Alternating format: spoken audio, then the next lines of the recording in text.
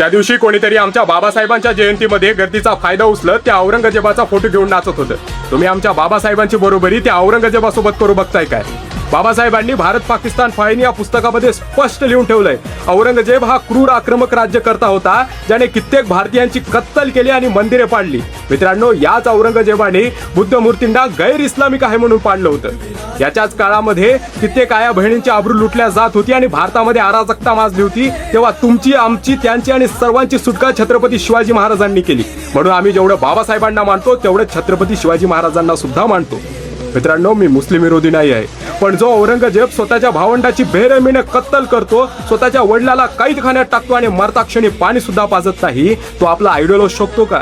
APJ Abdul Kalam हे मुस्लिम होते ज्यांच्यामुळे आज भारताची मान उंचावते. फातिमा शेख या मुस्लिम होत्या त्या स्त्री शिक्षणासाठी अहोरात्र झटल्या. हे आपले आयडॉल असले पाहिजे, औरंगजेब नाही.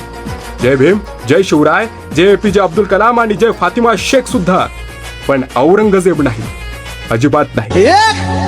दोनच राजे इथे गाजले कोकण पुण्यभूमीवर, कोकण पुण्यभूमीवर.